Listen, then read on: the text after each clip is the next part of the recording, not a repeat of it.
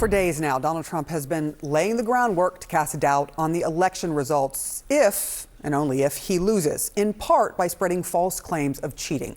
Listen to what he said at his rally in Pennsylvania just yesterday. In Lancaster, they found 2,600 ballots, all done by the same hand. In other words, the same exact penmanship, the same hand, the same everything. It was all done by the same pen, the exact same pen. And then they go and they say, well, this is a conspiracy theorist. We have to solve this problem because we have a mess on our hands. We got a bunch of cheaters that all they do is think about how they can cheat. When they meet to find out how can they cheat. Okay, CNN's Daniel Dale is joining me now this morning for a very badly needed fact check. Go.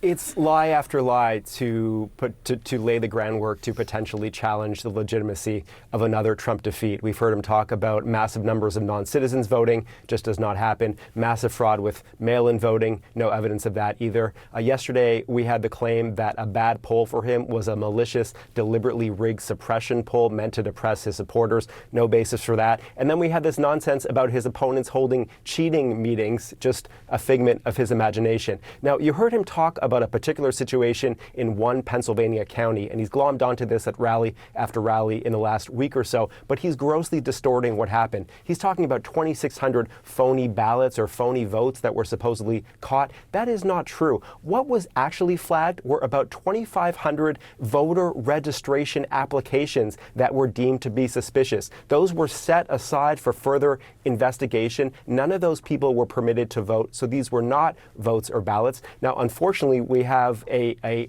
misinformation spreader who owns a social media platform. That is, of course, billionaire Trump supporter Elon Musk, who amplified this false claim yesterday. He called it true. Again, it is just not true. Now, fortunately, we had an election expert jump on this quite quickly yesterday, a man named David Becker, who wrote in response to Musk's post, actually, this is 100% false. They did not find 2,600 ballots, not even close. They caught about 2,500 voter registration applications before processing them, meaning they protected election integrity. The system worked and voting is secure thanks to the diligence of election officials in Pennsylvania.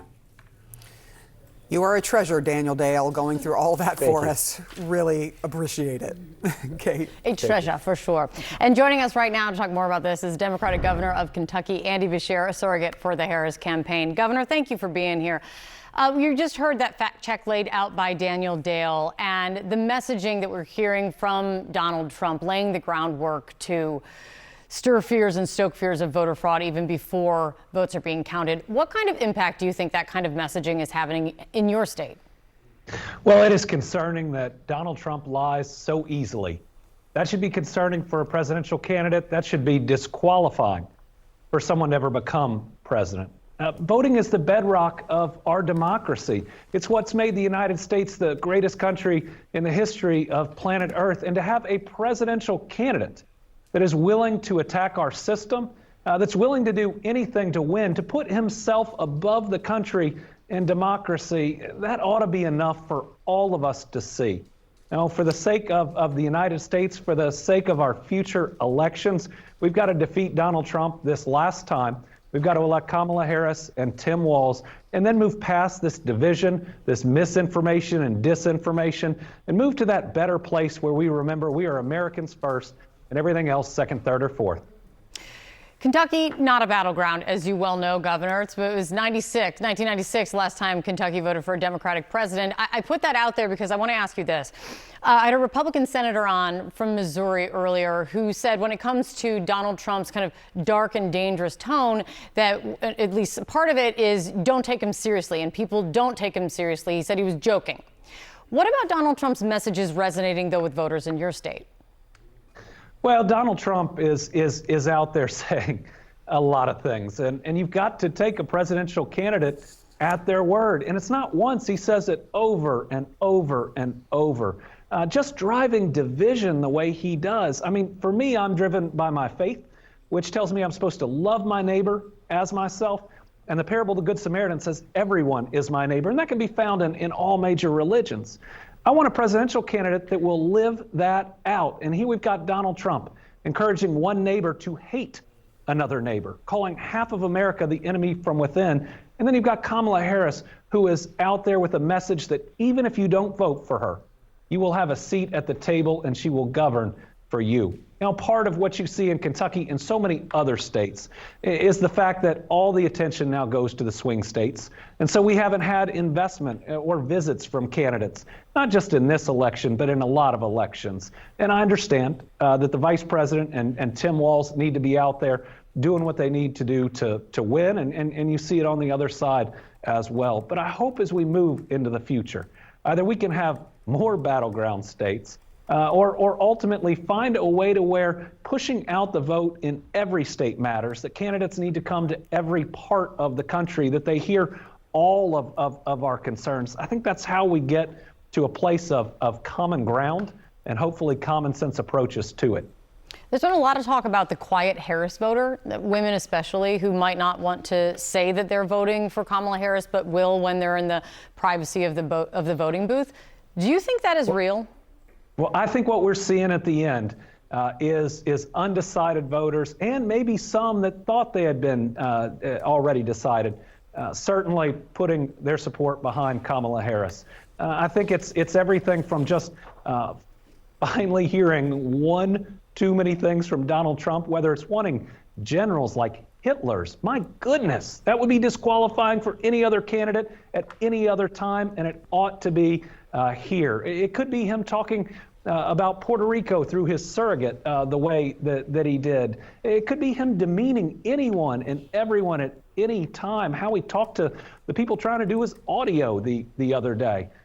Or I think even more so, it's hearing the contrast from Kamala Harris. You know, she is strong and she is smart, but she's also kind and she has empathy. And for me, at the end of the day, we've got to have a president where we can put our American kids in front of the TV and not worry about what they're going to say, who they're going to attack, or the crazy things that might come out of their mouth. We need a president that, even if we disagree with politically, we know will be a good example for that next generation of Americans. And when you put it in those terms, it's a pretty simple decision.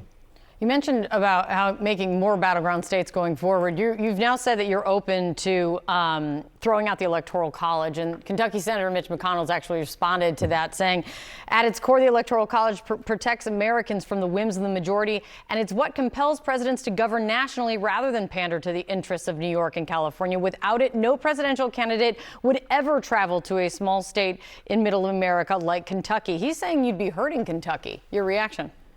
Well, Donald Trump hasn't traveled to Kentucky to ask for our votes. Just look at the amount of participation that we don't get from presidential candidates. But listen, we know that Mitch McConnell is all about his party and not his country. If Donald Trump won the popular vote but not the Electoral College, Mitch McConnell would be out the next day calling for a change and a reform. For me, I'm not coming at it from a point of ideology.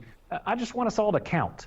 Now, I want to see presidential candidates in Kentucky. I want them to hear about our specific issues. I think there are states in the West with water issues, for instance, that could feel the same way. So my hope, regardless of how we get there, is in the future we don't have presidential elections decided in 7 states. And I think when that happens, again, we can come together, find more common ground, and use common sense approaches. But with that said, I believe Kamala Harris is the candidate for common ground. She's talking about it right now. She's pledging to find it. She's pledging to include everyone, while Donald Trump is pledging to use the military or prosecutors to attack those who disagree with them.